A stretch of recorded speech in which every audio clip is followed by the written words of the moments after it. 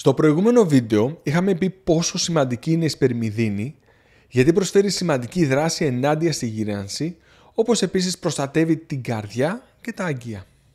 Σας είχα υποσχεθεί ότι θα σας πω τις πηγές σε επόμενο βίντεο και αυτό ακριβώς θα κάνω σήμερα. Θα παρουσιάσω τις 10 τροφές ή ομάδες τροφών που είναι πιο πλούσιες σε σπερμιδίνη, ξεκινώντας από τις τροφές που είναι πλούσιες και καταλήγοντας στις τροφές που είναι ακόμα πιο πλούσιες. Μείνετε μέχρι το τέλος γιατί θα εκπλαγείτε με την τροφή που είναι η πιο πλούσια σε σπερμιδίνη. Θα σας πω ποια τροφή είναι αυτή και πώς μπορείτε να τη βάλετε στη διατροφή σας εύκολα. Καλαμπόκι. Το καλαμπόκι έχει αξιοπρεπή ποσότητα σπερμιδίνης που τη χάνει εντελώς όταν γίνεται αλεύρι. Για να πάρετε τη σπερμιδίνη που έχει το καλαμπόκι πρέπει να το καταναλώσετε ολόκληρο ή σε popcorn. Σταυρανθή. Τα σταυρανθή είναι κυρίως το μπρόκολο, το κουνουπίδι και το λάχανο που έχουν την τιμητική τους κρύους μήνες του χρόνου. Το μαγείρεμα δεν καταστρέφει τη σπερμιδίνη, αλλά αν βράσετε το φαγητό και μετά πετάξετε το νερό, σίγουρα θα χάσετε ένα μέρος της. Ιδανικά λοιπόν τρώτε μπρόκολο, κουνουπίδι και λάχανο ομά ή μαγειρεμένα στον άτμο. Το ψήσιμο που κάνει τόσο νόστιμα τα σταυρανθή μειώνει λίγο την ποσότητα της σπερμιδίνης, αλλά τα κάνει τόσο νόστιμα και τόσο έφευτα που πιστεύω ότι παραμένει μια καλή επιλογή. Μοσχάρι. Το μοσχάρι περιέχει 3,7 mg σπερμιδίνης ανά 100 γραμμάρια, μια ποσότητα που είναι αρκετά αξιοπρεπής. Μύδια. Σας έχω πει πολλές φορές ότι τα μύδια είναι εξαιρετικά θρεπτικά γιατί περιέχουν πολλά ω3 και σήμερα μαθαίνετε ότι είναι πολύ πλούσια και σε σπερμιδίνη. Όσπρια. Η περιεκτικότητα των οσπρίων σε σπερμιδίνη διαφέρει, αλλά σε γενικές γραμμές όλα τα όσπρια είναι πλούσια σε σπερμιδίνη. Η μεγαλύτερη ποσότητα υπάρχει στις φακές, αλλά γενικά όλα τα όσπρια είναι πλούσια. Αρακάς. Ο ταπεινός αρακάς είναι εντυπωσιακά πλούσιος σε σπερμιδίνη, καθώς περιέχει 6,5 mg ανά 100 γραμμάρια, δηλαδή περίπου διπλάσια ποσότητα από το μοσχάρι. Μανιτάρια.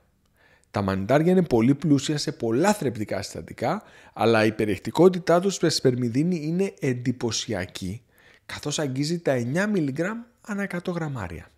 Πιστεύω ότι τα ψιλοκομμένα μανιτάρια πρέπει να μπαίνουν σε όλα τα φαγητά με τον ίδιο τρόπο που χρησιμοποιούμε τα ψιλοκομμένα κρεμμύδια και σκόρδα όταν ξεκινάμε να μαγειρεύουμε τα περισσότερα παραδοσιακά ελληνικά πιάτα. Όρημα τυριά. Αν και το γάλα, το γιαούρτι και τα φρέσκα γαλακτοκομικά, δηλαδή τα γαλακτοκομικά τα οποία δεν έχουν υποστεί μακρά ορίμανση, δεν περιέχουν καθόλου σπερμιδίνη, τα τυριά που έχουν οριμάσει παραπάνω από έναν χρόνο, όπως η γραβιέρα Κρήτης, το αρσενικό Νάξου, η κεφαλογραβιέρα και το λαγοδοτήρι Μυτιλήνης περιέχουν ικανοποιητικές ποσότητες. Αυτό σημαίνει ότι τα μικρόβια που αναπτύσσονται μέσα στο τυρί κατά τη διαδικασία της ορίμανσης παράγουν σπερμιδίνη, την οποία μετά μπορούμε να καταναλώσουμε εμείς από τα τυριά που έχουν οριμάσει περισσότερο από ένα χρόνο. Δυστυχώς αυτά τα τυριά είναι πολύ πλούσια σε αλάτι και λιπαρά που κάνει την κατανάλωσή τους προβληματική για πολλούς από εμάς. Αν έχετε χολυστερίνη, υπέρταση ή στεφανιαία νόσο, πιθανόν οι γιατροί που σας παρακολουθούν να σας έχουν πει να περιορίσετε το τυρί. Αυτό περιορίζει τη χρήση τους για πολλούς ανθρώπους. Σόγια. Η σόγια είναι εντυπωσιακά πλούσια σε σπερμιδίνη. Ξέρω ότι πολλοί άνθρωποι έχουν άρνηση να χρησιμοποιήσουν σόγια και προϊόντα σόγια στην καθημερινότητά τους, αλλά εγώ πιστεύω ότι αξίζει να το ξανασκεφτείτε. Ο πιο εύκολος τρόπος να εισάγει κάποιος τη σόγια στην καθημερινότητά του είναι καταναλώνοντας ροφήματα με βάση τη σόγια. Αν το έχετε κάνει ήδη, τότε σκεφτείτε να συμπληρώσετε τη διατροφή σας με τόφου, που επίσης είναι πολύ πλούσιο σε σπερμιδίνη. Στην αγορά θα βρείτε και τόφου με γεύσεις που είναι πάρα πολύ νόστιμα. Φύτρο σιταριού. Το φύτρο σιταριού είναι ο πρωταθλητής της σπερμιδίνης.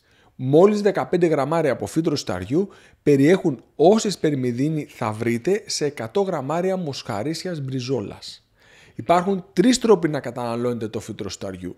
Ο πιο οικονομικός τρόπος είναι να αγοράσετε το φύτρο σιταριού από τα καταστήματα βιολογικών τροφών και να βάζετε μια κουταλιά του γλυκού 2 φορές την ημέρα στο φαγητό που τρώτε. Μπορείτε να το βάλετε σε γιαούρτι, σε δημητριακά, σαλάτες, σούπες, όσπρια και σε πολλά άλλα πιάτα. Το φύτρο δεν έχει γεύση και δεν θα λιώσει τη γεύση του φαγητού. Η δεύτερη επιλογή είναι να πάρετε ψωμί από φυτροσταριού, γνωστό και με το όνομα ψωμί των Εσέων. Θα το βρείτε κατά βάση σε καταστήματα με βιολογικές τροφές και μπορείτε να αντικαταστήσετε με αυτό το ψωμί που καταναλώνετε καθημερινά.